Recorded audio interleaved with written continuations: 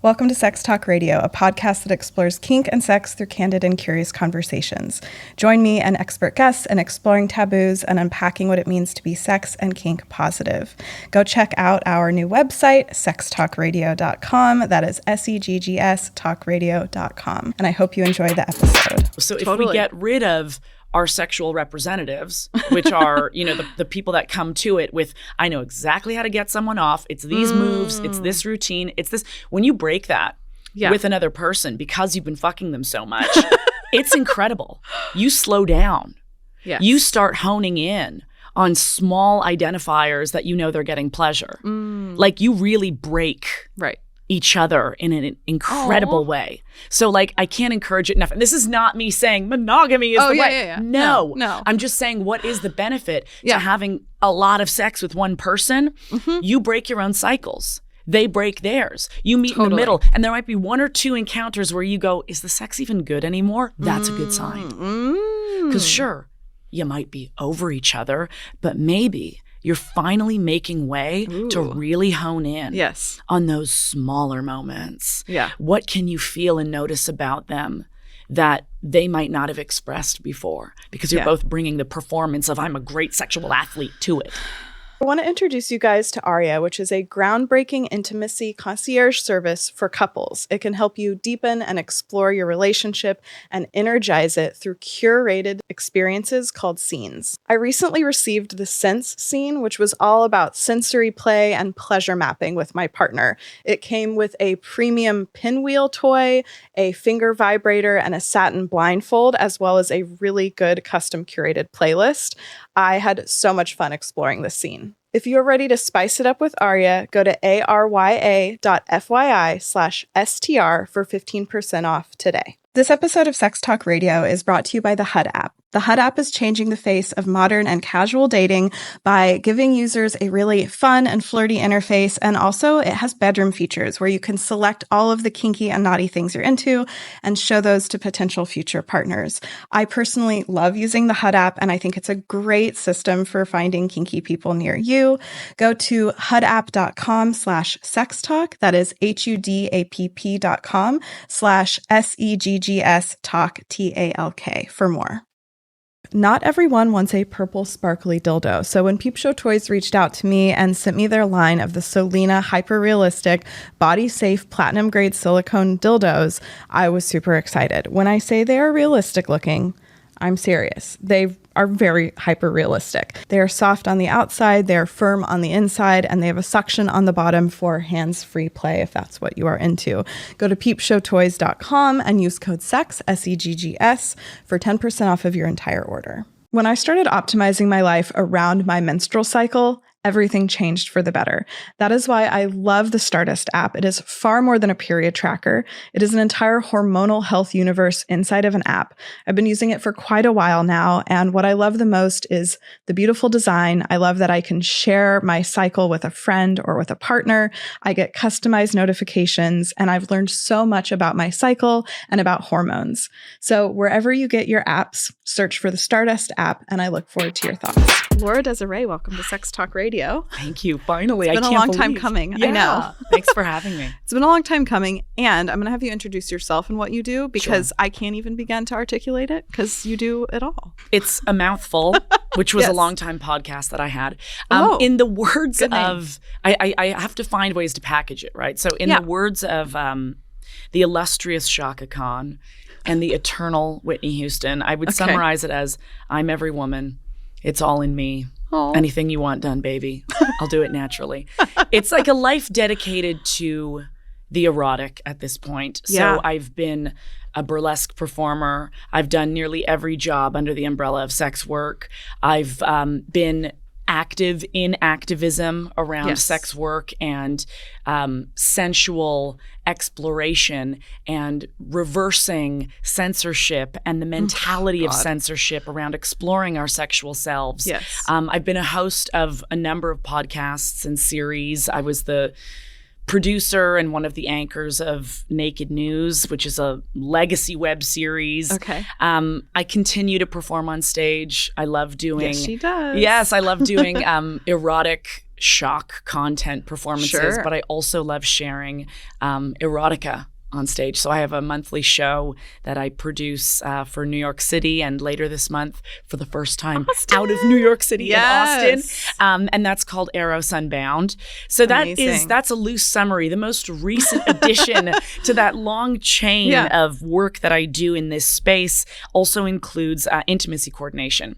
Cool. So I was recently certified to be an intimacy coordinator for film and television, and I am now functioning in the role with an erotic show here in New York City. And so it's a stage show where we have both simulated and unsimulated real sex happening.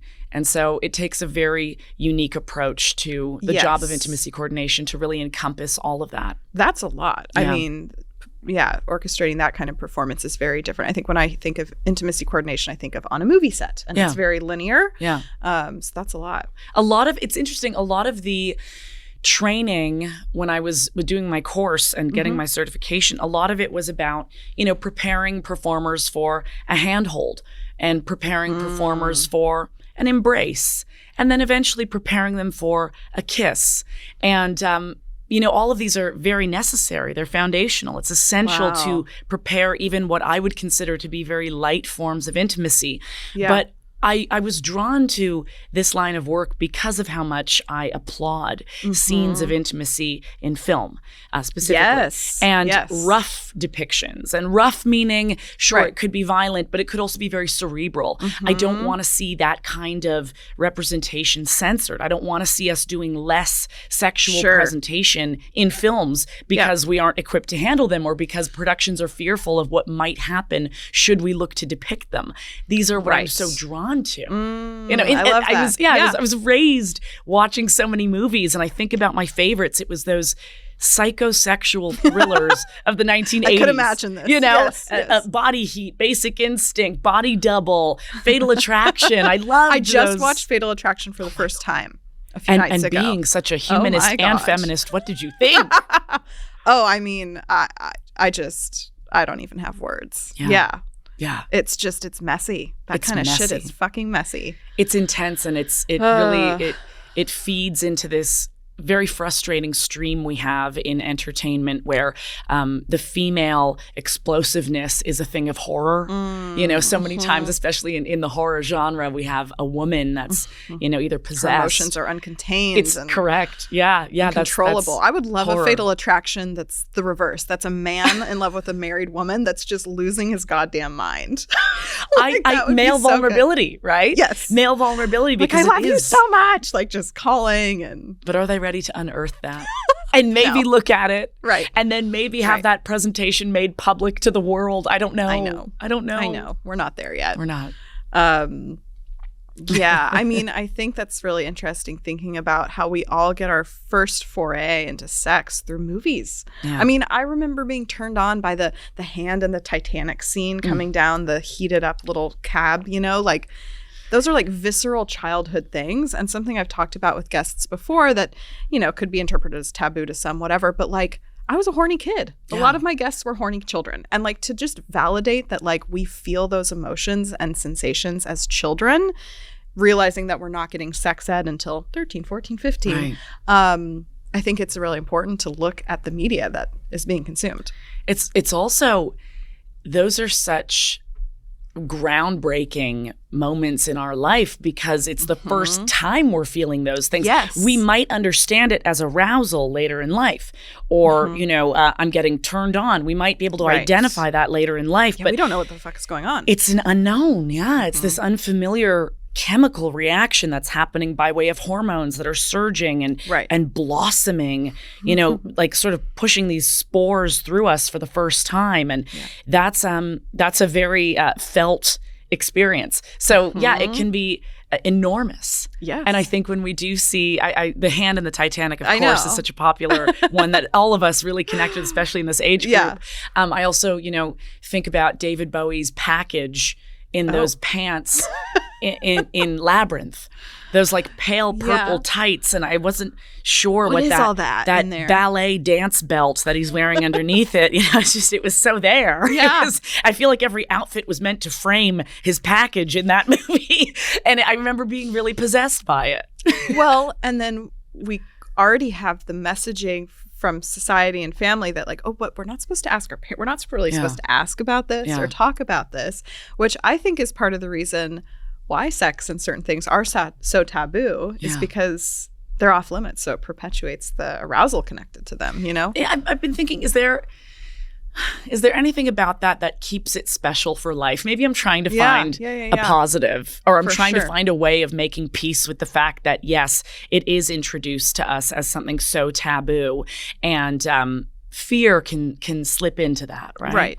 It's taboo. I wouldn't say it's universal. Like, I grew up with very open-minded, sex-positive parents. Like, my mom gave me vagina coloring books, and like, I still ended up here as a quite kinky person. Wow. And I grew up with that open-minded, but I still think that societally it's off limits. We don't talk about it. Right. And so right. the draw to it is still there. Yeah.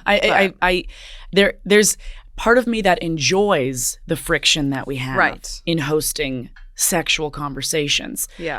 It can make it very exciting.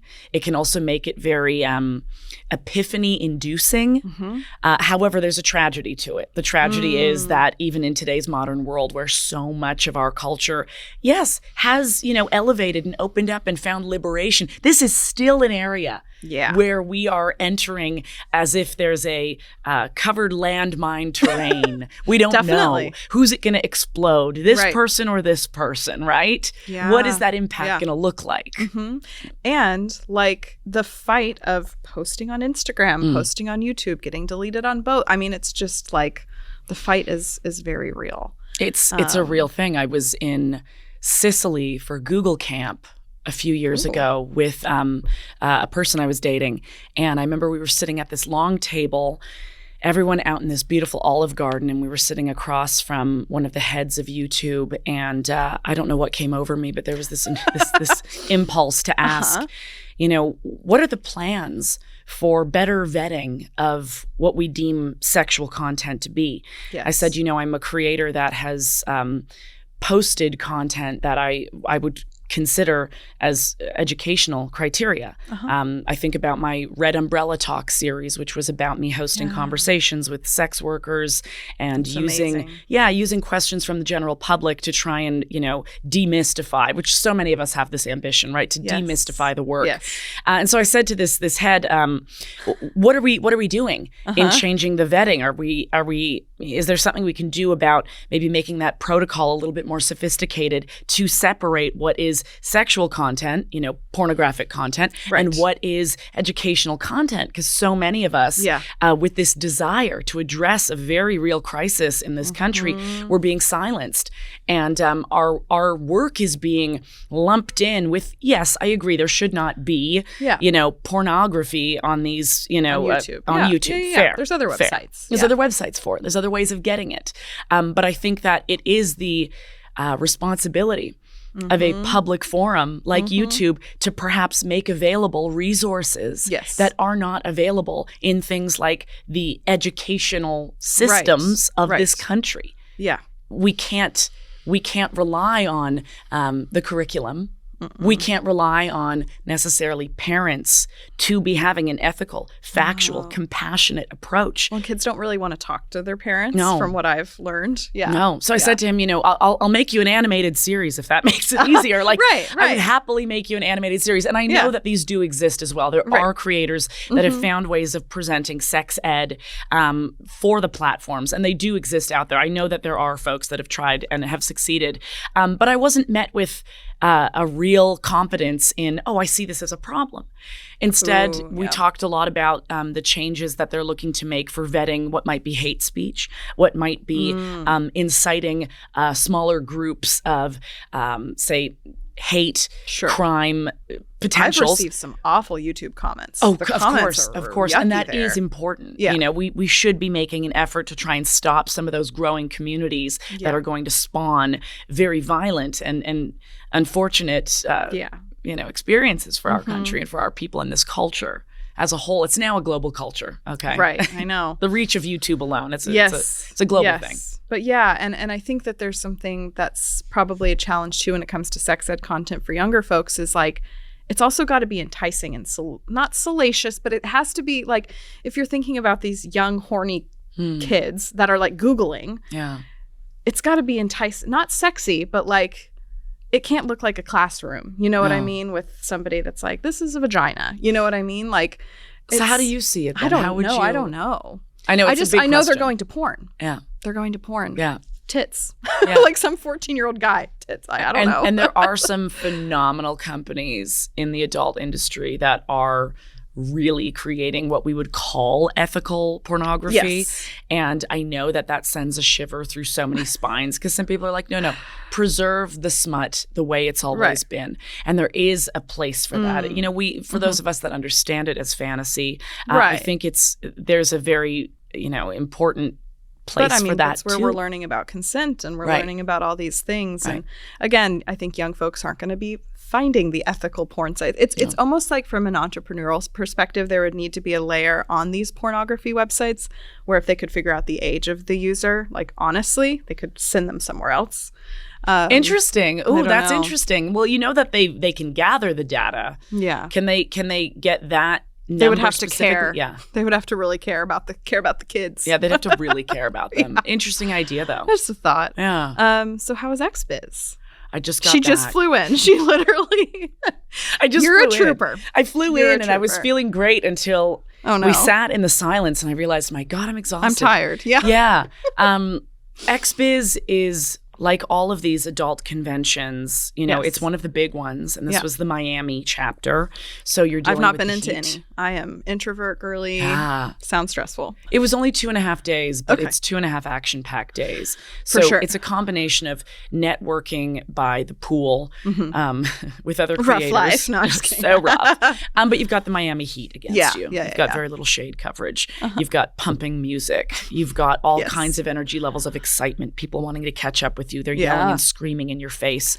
And then you're jumping up on stages to give presentations and host these intentional panels about ways that the industry is innovative and ways that the creators within it are perhaps finding new paths for themselves and enhancing their careers. And then you've got the evening activities, which is more socializing. I'm already tired. I know. Yeah. It's a lot. And no one better for the job, though. I love it. I used to be able to power through it, and I would laughingly say, "I'm going home in a body bag," and I would go home on the flight and just do that at music festivals, in a past life. And I'm trying to maybe do less of that moving forward because I don't know if I physically can endure it like I used to. I'm 36 now and I've been doing this for 10 years and I really loved it in the early years and I loved that feeling of exhaustion. But, I'm thinking about what happens when we deplete ourselves. Right. What does it take to replenish? And then, there are other ambitions. I've got a lot more creativity in my life, especially with the erotic writing and writing in general. I've really tried to clear a lot more of my life to be writing. And so with that in mind, you want to reserve some brain power. Yes. That's both artful and intentional, and that you need articulation, you need vocabulary, and everyone's saying, well, just go to ChatGPT. And I am too much for what you're writing. No, I'm a purist. I'm too much of a purist, and I know it'll be my downfall. I know it will be. No, I mean, with what you're up to and what you're writing, people don't want to read things that have been refined through ChatGPT. I mean, there's time and place. I use ChatGPT every day, but not for the erotic world. No, and I grew up reading so much of a genre that I know folks would call the beatniks, the beats, where structure is not the it's not important. Yeah. It's not what we're going for. Structure and of putting a thought together. Ongoing sentences is beatnik. What do you mean by beatnik? Like, is that related to erotica? Did you grow up reading erotica? Not necessarily. It's more of like, you get the famous dudes like Jack Kerouac or poets like Ferlinghetti or Allen Ginsberg, mostly men.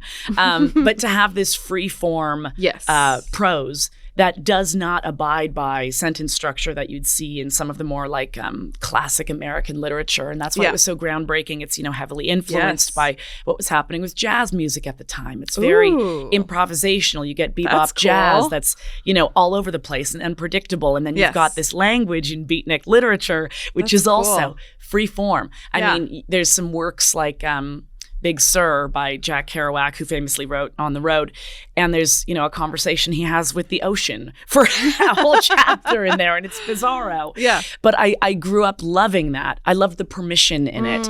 It reminds me of the permission that we need in sensual spaces to achieve the utmost pleasures, because we shouldn't be going about it with less a structure. Right. Yeah. So when you adapt or incorporate this fusion of a love of beatnik prose and poetry, and you fuse it with erotica and language to express what pleasure means to you, it's meant to be free. Yeah. It's meant to be without anything ChatGPT could offer me. I'll say that, you know? Very punctual. That's an editing tool. Yeah. ChatGPT. And I've experimented with throwing some of my erotic passages into it, and it just strips away everything that I would find my identity existing within. So unfortunately, we don't have a good relationship. Yes. Do you have a book? I do. Okay. I just, after 7 years, 7 years of putting together what I would call the document of, it sounds so entitled and egotistical, but that's how many folks should look at the memoir journey. Yeah. I wrote a book about finding my way, identity building. You can see the pitch is still in progress. It's called Learning to Swallow It All.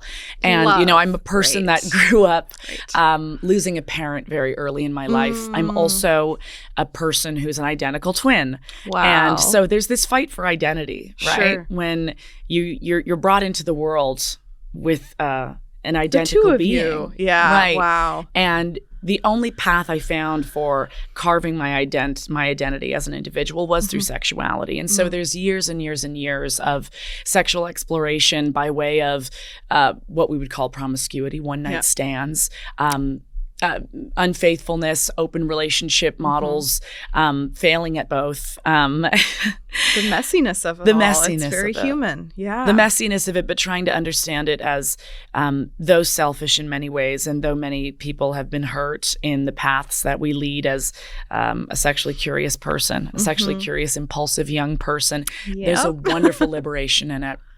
Fuck yes. I realize now in life I wouldn't want to be with someone who hasn't had some of that mess for themselves. Definitely. Yeah. The more that we try to stay buckled into this straight and narrow and really, really tread that tightrope of I'm not going to make a single mistake in my sexual life. It's just not realistic.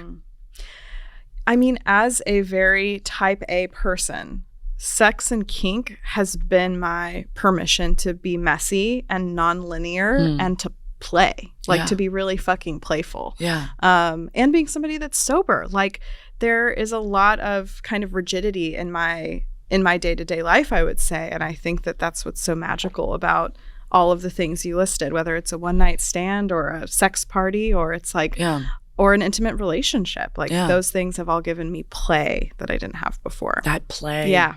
We so often divorce it as we age, right? We think it's just something that does not. We do it for 10 years of our life. Yeah. I was an only child, which comes with its own mix of complexity, but played alone. Like, when I think of my childhood, it's kind of sad, but I think of myself like playing alone, but constructing these crazy scenes really of my Playmobil and my stacks of things. And it was very creative. And then in kink, isn't it fun when you have to kind of when you're building the scene, building a scene, it's like you're calling upon these ancient tools. Yes, and if you have not flexed them in a while, folks, they might atrophy. Like you have to remember that is a muscle in itself. The muscle to make believe. Oh, that might be a new Disney muscle song. To make believe. The muscle to Except make it's about believe. Kink. Except it's about kink. Yeah. I mean, like, I think so many people don't take that step to actually tiptoe into kink because they want the play-by-play. And I was like that. Again, type A, Libra, Virgo over here. I was like, okay, so when I get the strap on. Then what are the steps? Right. You know what I mean? Right. Whereas it's like, the point is actually to undo all of that, thinks you need that has decided you need a perfect playbook to do the kinky naughty thing. Yeah. And so if anybody's listening and they're like, I've been thinking about using handcuffs and blah, blah, blah, just fucking do it. Just do it. Just do it. There'll be an inspiration that comes. Yeah. You know, once you permit that act and being a part of it, you're permitting so much, and watch what happens to the system, right? Mm-hmm. Suddenly you go, oh, wait, this makes me think of this. Yes. This makes me want to go about this. And it's a beautiful thing. Here's a little secret about those couples that can't keep their hands off of each other. They know that intimacy requires intention. What I love about Aria is that you're getting a custom intimacy expert in your back pocket that is helping design custom fit scenes for you and your partner to bring your fantasies to life and help make sex talk that much easier. Just take one quick quiz and they will handle everything from expert guidance to premium products discreetly delivered. Visit arya.fyi/STR for 15% off. If you are watching or listening to this, you're probably interested in sex and or kink and are curious about finding new partners to explore things with. However, it can be difficult to find those people. The thing I love about the HUD app is that it's more than just an app. They have a community, a podcast, and a ton of education. And inside of their app is a bedroom feature, so you can select all of the things you're interested in, all of the things you want to try, all the things you don't want to try, and that can be shown to potential future partners. So to learn more, go to hudapp.com/sextalk. That is hudapp.com/sextalk, SEGGSTALK. And it's such an evolution. I mean, it took me years to feel confident in my switchy nature and my kinky. Like, it's such a process, you know?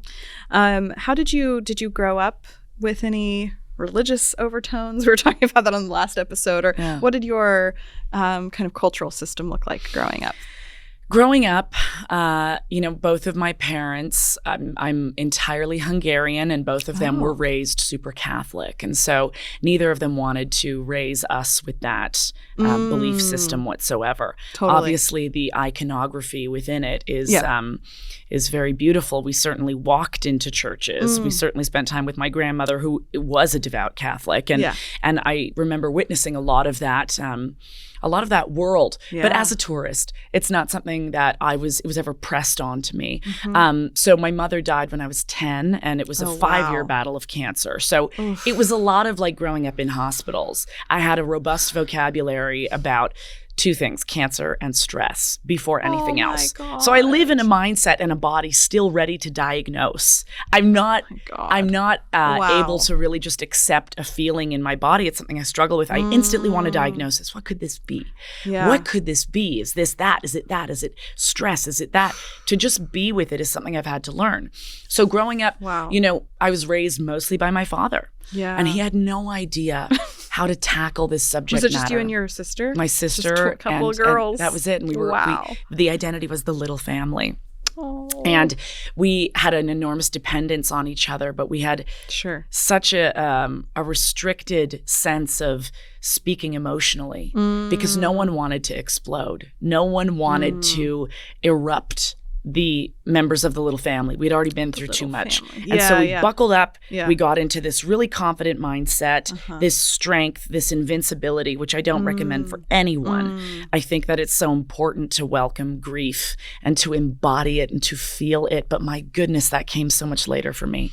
Sure. So how did we exercise those demons? Was through movies, was through music. You know, my father's in radio. And you got the kind of foundation of creativity there. Right. That's beautiful. And so we spent so much time watching movies, and much of it was movies that were quite mature. I feel like that's what happens with a single dad. Yeah. Like, there's no PG-13 rating limit. But I am grateful that he didn't keep certain things from us. Mm-hmm. I remember watching the remake of a very famous film noir called The Postman Always Rings Twice, but there's a remake, I think, in the 80s with Jack Nicholson and Jessica Lange. Oh, boy. There's this scene where he's got her on the kitchen table and he gets his head between her legs, and I didn't know a mouth went there. Right. I didn't know that's what people did. I'd never seen that could go there. Oral sex. Yeah.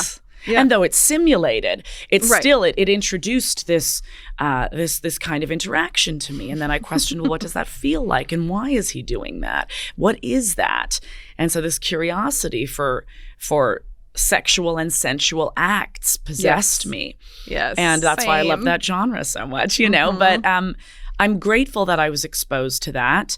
It wasn't something that I was uncomfortable with. It's something that I found an excitement in. And I thought someday I'm going to be old enough to do this. I couldn't wait to do that. I was so wait to excited do in the it. movies. I couldn't wait And to I always do thought if like the world was ending or a plane was going down, like I was going to fuck someone first. I was a kid. I was like, I got to do it. That's so interesting. I loved Such a funny specific. I loved world destruction films or end of the world movies like Poseidon Adventure and Towering Inferno and Earthquake. These films about the world coming to an end or an enormous tragedy of sorts, something to endure. I was like, yes, I want to be having sex at that moment. Same. Yeah. Same. What is that? I don't know. That's weird. Some therapist will chime in and tell know. us. They'll be like, I know what this is. It was an excuse to do the taboo thing at the time, but prior to having done it. Yeah. It was never, sex was never censored. And I remember being in school and every once in a while we would watch a movie in the classroom.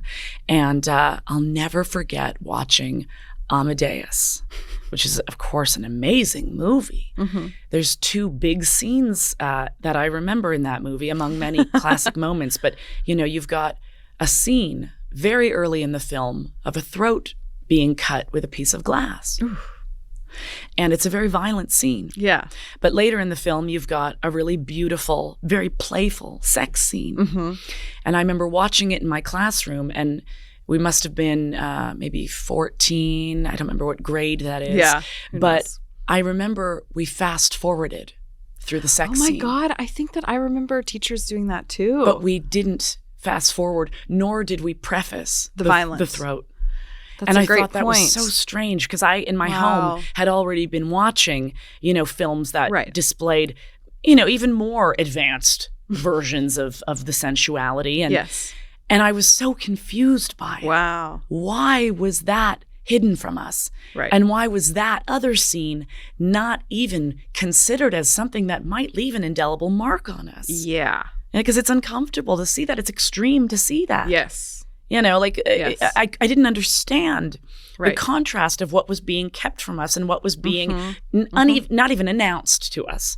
It's very, to this day, it sits with me uncomfortably. No, that's a great point. And you gave me like a visceral memory of things being fast forwarded through. I think it was more by my family than at school, but like, yeah, we must rush through the sex scene, but you're going to see extreme violence as a child and normalize, and that's going to feel normalized. We see it in the film rating systems as well. Right. You know, there's this acceptance of even explosions and gunplay, and yet anything more than a kiss. Yeah, PG-13 gets a stamp on it, right? Yeah. Because we're fearful of how that might impact the culture. Definitely. It keeps sensuality. I won't even call it sexuality because sometimes it is just a kiss, an extended kiss. It keeps it at this arm's distance and it keeps it at this, you know, fearful measure. Yeah. Wild. Yeah, I know. Where did you grow up? What Toronto. state? Oh. Yeah, I'm a Canadian. Oh. I'm a Canadian. I forget that. But I'm a dual and Coral citizen. both. Okay, okay. Yeah. I like my Coral. Canadians. I'm a dual citizen, 2 passports. Cool. So I get to go between the both of them, and it is sort of a safeguard if things continue. I have an escape, a parachute. Wow. It's called my Canadian passport, mind you. It's not an ideal Pleasantville over there either. I've been really feeling that lately because my escape was always wanting to run away to Europe. And it's like, I mean, the fascism is kind of hanging out everywhere right now. Yeah. Global reach. Yes. So I went to your Aero Unbound event and it was amazing. And have you thought about like, not French, that's the worst word, franchising, like giving it to other... It sounds like I might start making some big money off of it. We're going to franchise it. Yeah. Like, I feel like it's something that should already be existing everywhere. Yeah, it is something that I want to continue to grow, and I want to travel with it, and I want to share it with more audiences because I see what it does to the room. So Aero Unbound, I mean, it was a small desire that started years ago. Totally. I wanted to bring my sexting history. Yes. I heard some of it. Yeah. I wanted to bring these little saved, screenshotted dialogues that I had with lovers over the years to an audience because I thought they were fun. Yeah. They were exciting. I went back I would just to say them. you're a great sexter. I went back to them again and again. Yeah. And I would share them with people. I would never identify who, unless it was something that they were comfortable with, the other person I had been in correspondence with. But I liked the feeling I got just revisiting them. And so I would do a couple of these sessions at some of the sex clubs in New York, and I'd bring a small test audience, and myself and another actor would read some of these scripts, and it got really good feedback. And I thought, okay, great. How do we develop it further? How do we maybe invite other writers or other sex positive folks that might want to create for this, not just their sexting history, but what if we had a prompt, and that prompt could be, you know, the most memorable use of ejaculate. That prompt could be a most holy or divine climax. It could be anything. The prompt could be body hair. The prompt could be sweat. I want them to write a story of confessional nature that plays to that. And that's what Aero Unbound is. So we've staged a monthly show at a venue in Brooklyn, Red Pavilion, where we invite about 5 or 6 different readers and writers to come up on stage and share their stories. But my favorite part of the event itself is that intermission. Where the audience, whose tables are littered with notepads and pens, they have the chance to write their own. It's oftentimes, you know, the first step this audience has taken to thinking about their vocabulary of their sensual experiences. You get the most incredible contributions. Later in the show, as you know, we read them, and it's like a murder mystery. Well, it was like cathartic and confessional. And I mean, I think that I have, you know, now that I think about it, I've done a lot of journaling, but I feel like my journaling is all about like the misery in my life. Like it's not like, oh, this sexy adventure that I had. And what was the prompt at the one I went to? I think it was about cum. I think it was yours was the one about the most memorable ejaculate. The most memorable use of a cum shot. Yes. And my favorite submission was someone that just wrote, "My 3 kids." Oh, God. I thought, like, pretty brilliant. What's so amazing about that show, and both about the written submissions from the audience and the speakers, was the fucking range of human sexuality is fascinating. You get a real feel for it. Fascinating. Like, I can't really articulate it, but it's like the range is unlike any other genre in the world. And they're anonymous, right? This is the best part, is that these submissions that people have, maybe 20 minutes to think about and write, they fold it up, they put it in a jar on stage, and then at the end of the show, I pull them out and at random read them. They're all anonymous. It felt like a therapy exercise, too, of like a, ooh, and then kind of the like kinky nature of it, too, of like, that's out in the world now, you know? You look around the room and you go, who wrote that one? Whose fantasy or experience was that? Are they near me? Because that's mine, too. You know, there's a leveling that happens, but there's also a spark of curiosity. A spark of thrill. Yep. Okay, the podcast producer in me is like, this could be its own thing. Just reading I have handwritten all of them notes. Saved. So I save all of these, right? Let me do it. Let me help you do it. Yeah, I would be so good. Some people in the audience, they want to retrieve their document, and I always say to them, "You're welcome to it." Oh, you were going to do a book, right? Or potentially, but I think about the power of that, and I used to just hoard them all and put them in a bag. But now some folks are coming up to me and they're saying, "Can I have my story?" And I go, "Of course you can have your story." Because it from is like 2 years ago? No, their story from that night before they leave. Yes, of course. You know, it is a contract that we make. Yeah. And for some people, they realize how paramount it is that this evening, this instance, they took a chance and they documented something. And maybe it was written really concise. Maybe it was just so brave and bold. And I don't want to take that from them. I say, we'll fish it out. I mean, does it take another 20 minutes finding it? Of course it does. But I'm happy to do it. Yeah. But I've saved them all. They're all in Ziploc bags. The prompt is written on the bag. Them. Yeah. And I'm thinking about scanning them all because it's also the look of the handwriting. Right. sometimes I can't read it.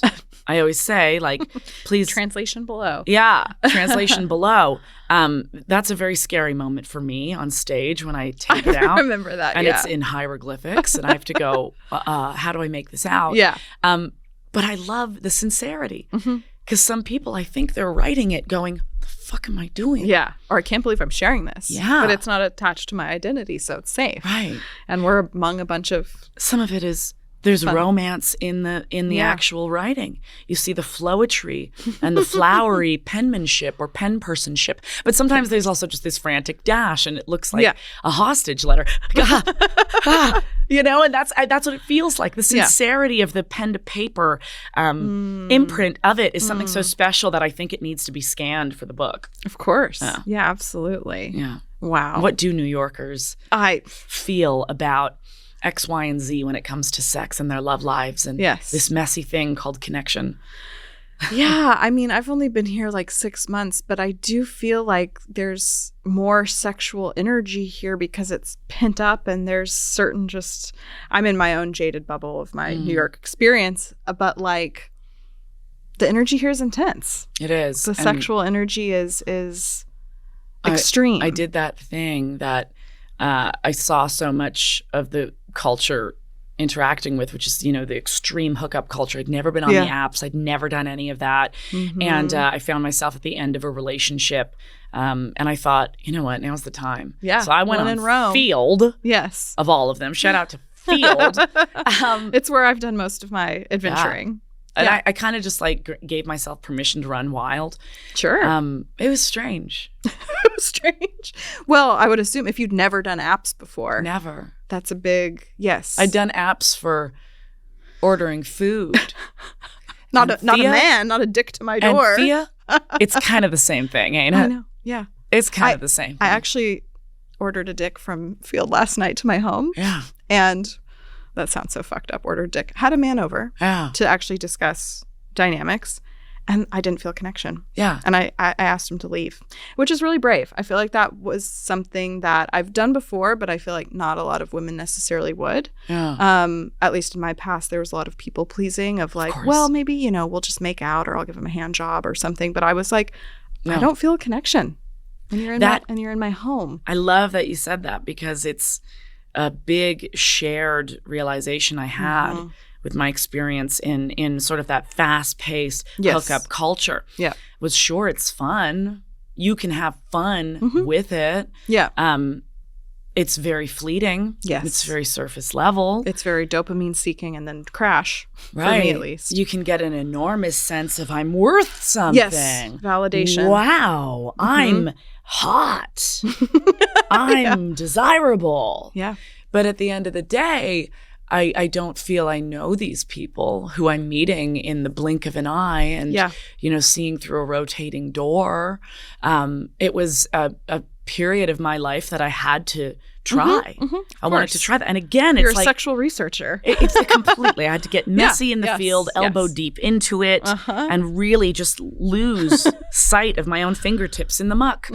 And it makes me realize what I am in search of and what I do enjoy so much when it comes to, that deeper reward of being a sexual person. It is so fun to have throwaway, fun, casual. It is, sure. Yes. It is great. And I can do it for a night. But I do not want that to be my life. Yeah. Yeah. I like yes, I do. working on an investigation, an ongoing investigation. I like learning what someone's curiosities are, the more trust that's established, because there are deeper longings there. I have them myself. Yeah. And I like seeing a person that I'm engaging with take that chance to maybe, I hope you heard my little hunger gurgle there. Oh. I enjoy when a person begins to have that confidence blossom in them and they go, yeah, I think I want you to explore my ass. Yeah, I think I am curious. I've thought about it and I've tried it in these small solo encounters, but now I feel like I'm at a place where I can ask for it. Yeah. I feel that there's a permission here. That's what I love. The trust. Yeah. Yeah. What happens when a connection has something between I it? love when a man feels comfortable to share that. The vulnerability can be a stretch for them with that kind of thing, especially when there's fear of judgment, or specifically if it comes to anal play, like sexual orientation, which is bullshit, but comes up a lot for men. And I think as like in my kind of mommy dom era that I had, I loved being a safe space. I loved being a safe space for a man to say like, I want this thing, and being met with like, okay, cool, let's talk about it. Yeah. Because I think people experience a lot of repetitions of being shut down in the past. So what's the overriding discovery about male sexuality and their relationship to their sexual selves that you learned through that? Is there some big weaving theme? I don't know about big weaving theme. God, I love a big weaving but theme. But I have a few takeaways. Well, I guess this one is a bit personal, but I found a shift in having a lot more empathy for men as I explored being on the dominant side of things, because I saw a softness, and like I felt like I saw a softening of these male submissive partners that I was having, that made me feel safe and gave me like hope for masculinity. Softening. Yes. And realizing how many men, girl, when I had call me mommy in my field bio, I had to shut it down. Like thousands of likes and pings and messages, mommy. Well, mommy issues, that's a whole other thing to probably unpack, but it's not about mom. It's about the archetype of a powerful, nurturing woman, and they are craving that. Yeah. And even though I'd say I've evened out and I'm a bit more in a switchy era, like I crave a man and admire a man that can like worship a woman. Worship. I don't know if that was an overarching theme, but definitely gained a lot of empathy and admiration for men through that process, because I'd grown quite jaded, being very submissive and having a lot of casual encounters on field and ending up in more harmful situations. So I did a full 360 to reclaim controlling the sexual encounters. See, this is the work people need to do. This is why I say, like, if you haven't had a wild throwaway era of your life, and I mean throwaway as in I was impulsive, I took some fucking risks. Some people. Like if you haven't done that, there's an ache and a longing for it. And I don't know how connected we might be if this is an ongoing distraction. I don't want anyone to resent themselves for not having permitted that, nor do I necessarily want to get in the way of what I know it takes to have that era of your life. Right. And what it means is, you're not going to be bound to nobody. You're not making promises to anyone. You know, you're not, and you shouldn't be necessarily, until it feels right. There's something really exciting about. Look, I am a vibrator girl through and through. However, I think it's really fun and important to bring in an element of penetration to solo or partnered play. That is why I'm excited to share with you guys the Solina line of hyper-realistic dildos brought to you by Peep Show Toys. They are a line of 3 different sizes of super realistic dual-density silicone dildos. Not only do they feel and look extremely realistic, but on the inside you have a thicker, more dense silicone, so it really does feel like a real erection. Get 10% off of your entire order at peepshowtoys.com using code SEGGS, SEGGS. My entire life changed when I started tracking my hormones and my menstrual cycle more closely. That's what I love about the Stardust app, is it's far more than a period tracker. It is an entire hormonal health universe inside of an app. It is beautifully designed, it is fun, it is hilarious, and it is extremely educational.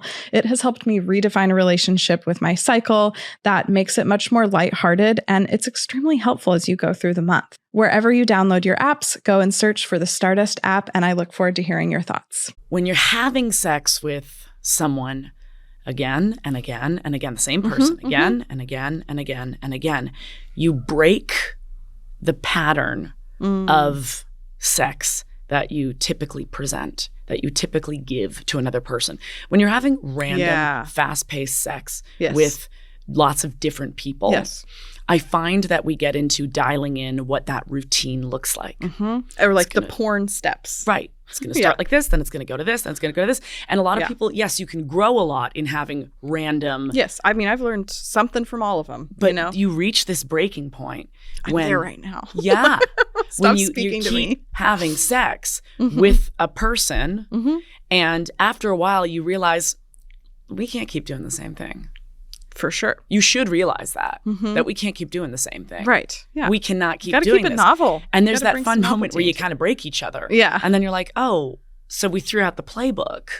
Oh, so if we get rid of our sexual representatives, which are, the people that come to it with, I know exactly how to get someone off. It's these moves. It's this routine. It's this. When you break that with another person because you've been fucking them so much, it's incredible. You slow down. Yes. You start honing in on small identifiers that they're getting pleasure. Like you really break each other in an incredible way. So like I can't encourage it enough. And this is not me saying monogamy is the way. Yeah. No. I'm just saying what is the benefit to having a lot of sex with one person? You break your own cycles. They break theirs. You meet in the middle, and there might be one or two encounters where you go, is the sex even good anymore? That's a good sign. Because sure, you might be over each other, but maybe you're finally making way to really hone in on those smaller moments. Yeah. What can you feel and notice about them that they might not have expressed before? Because you're both bringing the performance of I'm a great sexual athlete to it. Totally. Yeah. Yes. Big sigh over here. After years of quite casual and short-term partnerships, I really want something long-term. Yeah. What I struggle with is I'm doing a lot of work right now, a little trauma dump. I'm doing a lot of work right now in therapy, but also reading some books about like kind of being addicted to, for lack of a better word, the avoidant man that causes harm, or because of that dynamic that I'm addicted to, there is emotional damage. Yeah. And the flip side of that is the safe, available, present man making me feel a little bored. And that ties into the sexuality. Yeah. So I'm kind of facing that right now. Not that I have a potential contender that I'm currently feeling bored with. It's something that I run into, even if it's like a fourth date with somebody or a fourth sexual encounter with somebody. I'm thinking about Mr. Avoidant, dopamine activating, best sex of my life. Sure. It's such a disaster. It is, but at the same time, I love that. I mean, I think this is a universal ache that so many of us deal with. Yeah. Why am I drawn to the unpredictability and yet the disappointment as well? It's like, I love how unpredictable the quote unquote bad boy can be. There's new presentations of ways he's going to disappoint. It's all the same shit. The bad boy's now just the avoidant man with an attachment style. Exactly. That's our world. I'm dead. But it's like, why is that so exciting? Because it is activating to our nervous system. Deeply. It is forever putting us on the roller coaster as opposed to the ground. Well, and as somebody that's sober, it is a fix. Yeah. And it is a high, and it is a crash, and it is a craving. Right. That feedback loop is so predictable in a way that if I know this isn't really going to work out, maybe I don't have to invest so much into it either. Yes. There's that whole psychology too. Yeah. It's something to examine. Well, but I really... Why are you bored with the good guy? I know. Same. Yes. Right? Yeah. It's also because I've had an extreme couple of years of novelty seeking and also getting really intrigued and entranced by the new person, by the casual or random field hookups, because that kind of, I get in a cycle of that activating me. But I'm working on all of this. And I really like what you said, like being like, the more you can explore with the same person, think about how good it can get. Like I'm wanting that for my next endeavor. I'm at that point. I'm at that point right now. One of my field hookups turned out to just be a mind blower. And who knows when this podcast will air? Who knows if we will still be a thing? But right now I'm at a point with this person where it's just been so much. Like in a good way? Oh, in a great way. Oh, like fuck yes. I've met someone who matches my sexual appetite, my energy level. Like I have a very high sex drive. Yeah. I don't know what that comes from. I don't know. Same. I have very high sex drive. And oftentimes I've felt I have to be cautious of it and maybe like resort to just masturbating more on my own and not expecting so much of it from a partner, or maybe I'm stressing them out, or maybe I'm scaring them because I would like to have a lot of sex. But I found someone who also likes to have a lot of sex. Amazing. And it's fun when you get to this point that I'm talking about where it starts to move slower. Like, sure, there were some wonderful, wonderful ongoing months of just the most high-octane sex I've probably ever had in my life. But my God, when you slow it down, and then you start talking in between the sessions, or you start having the pillow talk in between the chase to climax. And that pillow talk is where you start making those confessions of, so did you like that thing? Yeah. Do you want more of that thing? Hey, while I have us here like this, can we try this? I love that moment. You're not going to get there with a stranger necessarily. No. That all requires vulnerability and trust. Yeah. I don't know if you can see, I'm not actually sitting in this chair. I'm levitating, Thea. I'm levitating because I have done this work now. Yeah. It's a beautiful thing. Yeah. Yeah, it really is. I mean, I think that's my next growth edge, truly. It is confronting the feelings of boredom that come up with safety. And I think that, that can also come from traumatic childhood events or whatever it might be that you're seeking out dysregulation or hooked on the chaos of it all. Hooked on the chaos. Yeah. One of the mini books I'm listening to is Addicted to Drama. It's called Addicted to Drama. There's a book called Addicted to Drama. There's a book called For Women Who Love Too Much, which is about like love addiction. These were all other titles I was considering, but learning to swallow it all, I suppose. I think that's fucking great. When does your book come out? Well, right now we're in the pitch stage. So anyone who is out there with it, manuscript done, query letter done. Pitching for publishers? Yeah. Okay. I don't know how it works. To get it out there. It's a very scary process. You swing big early and then you get desperate. I'd like to not go the self-publishing route, but we'll see. We'll see what happens with it. It's been a huge part of my life putting this thing together and opening a vein and having the bodily reactions to being so entirely vulnerable and really looking at your life and putting words to some of the great tragedies, embarrassments, and learning lessons, but knowing that you become more whole when you stitch it all together in one document. And probably some type of relief and catharsis of putting it out, like pressing public, like it's going to be so massively. Great. Yes. Massively. Yes. That in itself is the reward. I'm excited that for that for you. Thank you. Is it like a linear memoir or? Oh, I mean, it's from, I would say. I can't imagine that for my you. My childhood to my late 20s. Okay. Which, not to say that's when life ended. I'm not done with my life. There'll perhaps be a book too, and perhaps I'm already working on it. But I feel there was an end of a pattern that came at the end of my 20s.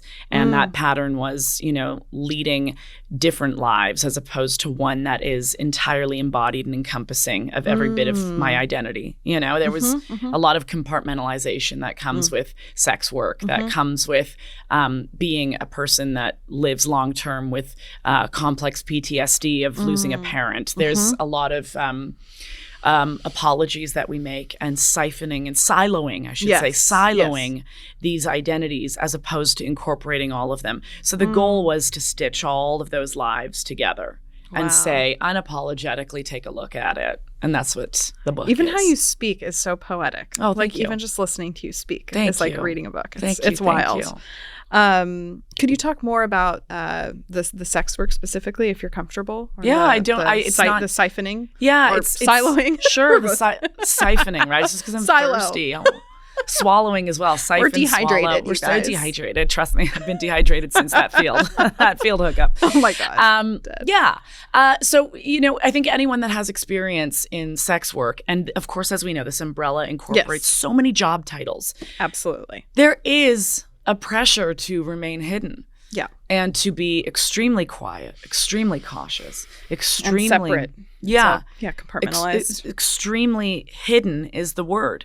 And I can't tell you how many ways in my life, be it, being the digital sex worker, being the real life sex worker, being the artist / sex worker, which is, performer. The burlesque world, the stripping world. Right. How many ways I've had to learn to repackage what I do when explaining it to someone. Oh gosh, totally. And one of the ultimate reality checks I've had to learn to live with is that so much of the sex work that I've been affiliated with has always been in my real name, which is Laura Desiree. That's my first and middle. Yeah. And so therefore, you know, there is not a way of erasing it. Right. You know, the digital work that I've done over the years, you Google my name, you're going to find nudity, you're going to find sensuality. That's a part of me I'm going to live with forever. Yes. And that means, you know what? Love it. Love it. Yeah. As best you can. It's not something that, you know, I'm ever going to completely erase. And it's not going to make anyone completely comfortable, including myself, I felt. Sure. So I had to say, well, Laura, how are we going to frame this? It's something that's always made me happy. It's something that's always made me smile. That's a lot for society some days to handle. Yeah. Yeah. It's something that makes me roar with adventure and gratitude, be it money that came into my life when it was needed, be it community that made me feel whole, be it an opportunity to stand up in the most outrageous, hookerful pride of costuming and say, my God, I look hot in this fishnet mess. Fuck yeah. You know, these are experiences that most of the world doesn't have. Yeah. And I have to be grateful for that. Because being raised on movies, Thea, I said my entire life I wanted my life to feel like a movie. Oh my God. And that certainly fits the bill. Yes, absolutely. I've started voice note journaling because I don't like to type or write. And last night I was speaking into this mic partially due to this field thing and a bunch of other crazy shit happening in my life. And I was speaking into it and I was like, my life feels like like this could be a movie someday or a book. Yeah. And that also plays a bit into the chaos, though, of like, how much of this chaos do I really want right now? But anyways. I mean, I don't know. I struggle with, it's so egotistical to look at your life and say it's a movie.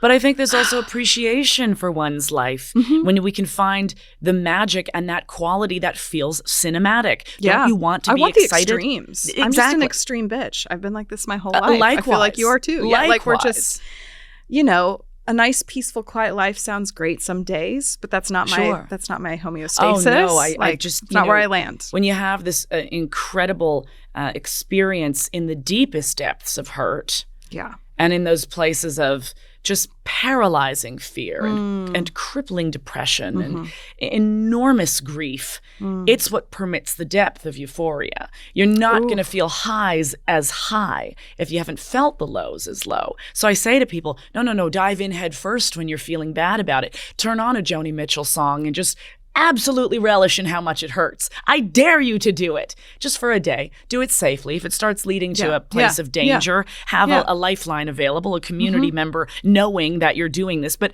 you have to embrace it. If you're an artist, especially, if you're an artist, you have to find words, as many as you can, that might convey what that feeling is, be it good or bad. Don't trust ChatGPT to find it for you. Not possible.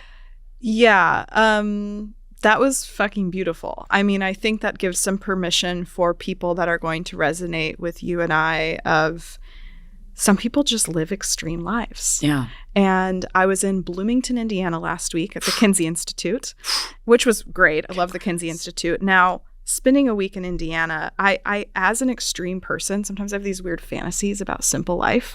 Like in another life, I'd love to be like a waitress at like a truck stop diner and just like not have any ambition, just like, I don't know, serve fucking scrambled eggs. Like I fantasize about these mundane lives. And I was doing that last week. And 3 days in Bloomington, I'm like, I can't fucking do it.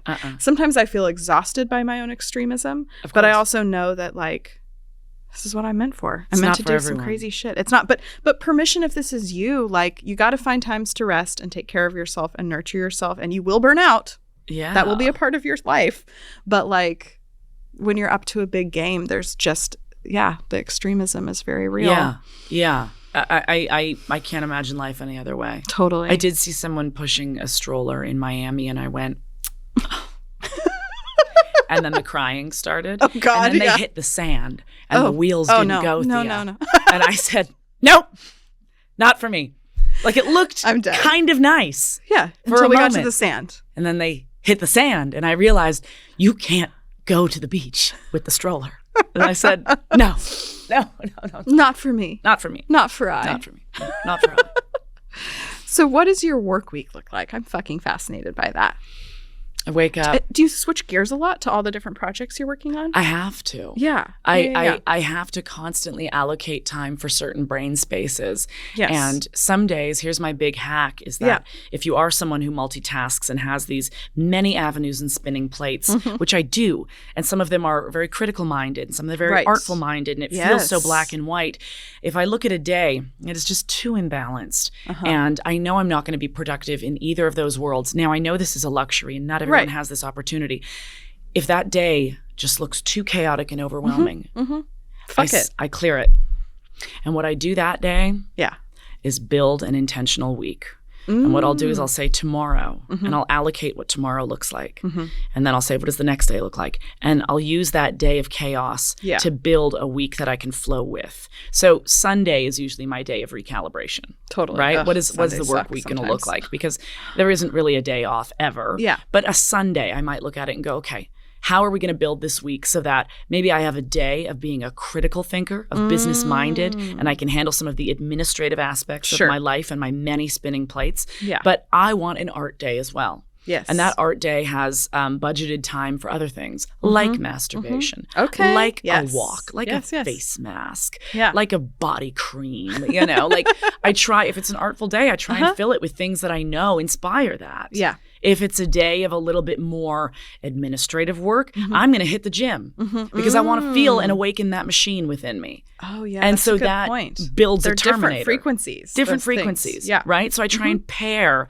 those additional extracurriculaar activities with the work that needs to get done. Wow. That makes it feel inspired, and I can get that whistle while you work feeling. That's genius. That Try needs it. to be taught. Try it on for size. Yes, habit stacking. Yeah. Yeah, sometimes I give myself permission on days where I'm like, I have ADHD, and I saw somebody post about this in the community of like, it's like a failure to launch day, basically, for people with ADHD, where it's like, no matter what you can do, you can execute on a single task. And on those days, I've learned to get rid of guilt and shame and like go outside, go on a walk, go get a massage. Like, again, privileged to be self-employed in that sense, but like, I can't force myself to get there sometimes as a entrepreneur. And I like to roll with the energy of the day, like a little more like what's going on today. Yeah. And I also like to compact all of my meetings into a few days and just go hard. Go hard. I think you got to listen to yourself. You really do. You really need to be in tune with that. It's one of the big pillars of the work I do in intimacy coordination. Yeah. So not to start a whole other thing, because absolutely. I know. Look at us. I know. Look at us. We could do 5 more episodes. But no, it's about listening to that need in the body. Yes. Yep. Yeah. What does an intimacy coordination gig look like? It can look like a number of different approaches, right? Yes. Depending on what the intimate scenes are. So when it requires a little more work is when it is encompassing of the real sex. Yeah. So that means that I'm going to be working with performers in a solo capacity first. I want to understand their limitations and their own comfort level within being a performer that is going to This engage. Would be at like a sex party, for example. Yeah. These performers are adult performers. I want to know their relationship to the work. I want to know how they feel about having a job that includes real sex. Wow. From there, we talk about their somatic identifiers, how they feel about, the signals their body gives them, how they understand them. Does the body give you a sense of confidence? Is there a sense of anxiety? Do you know what the anxiety feels like or what it's attached to? How to integrate pause into moments of the sex actually happening. The big trademark of the industry is, of course, urgency is the death of agency. I don't want someone to feel without agency. No one should be navigating sexuality without agency. Right. So in decision making, when we are in a sexual encounter, there's no urgency. If something is propositioned to you, be it, can I kiss you here? Be it, can we change positions? Be it, do you want it faster or slower? There's no rush to make that decision. It's time to pause. So I work with them individually, and then we get together as a group. And if it's a group scene, everyone shares their yeses and nos. We talk a little bit about what the blocking might be and what the final goal of the sex itself is. Because sometimes the director says, I do want it to be a climactic ending. Sometimes the director says, I don't care what the ending is. I just want everyone to enjoy themselves. And so we build those little lampposts along the way. So we know if it's a 20-minute encounter, we really want to see some of this. We want to have an audience that understands this was a big motivation. Yes. So how do we fuse all that? I mean, like what you just said to me feels like stuff that also should just be in basic sex ed or sexual literacy when speaking with somebody on field. 100%. Like, I mean, that is like a different lens of sex education, but understanding that you can pause and what does a yes feel like? What does a no feel like? Like, that's so fucking important. And we're so far from that. But that's why your work is important. That's why we sit and talk about it too, Thea. 1,000%. Hell yeah. Yeah. Where can the people find you? Everyone must find me. Find her. You can go to my website at thelauradesiree.com. Otherwise, I'm on all the social media platforms as Laura Desiree. Instagram is my big one, Laura X Desiree. I'm still surviving and thriving there. So great. Yay. Thank you so much for coming on. Thank you so much for having me. It's been really fast. I don't know. It's been so wonderful. Thank you. Thank you so much for tuning into the episode today. Be sure to stay in touch with us on socials at Seggs Talk Radio Podcast. That is SEGGS Talk Radio Podcast.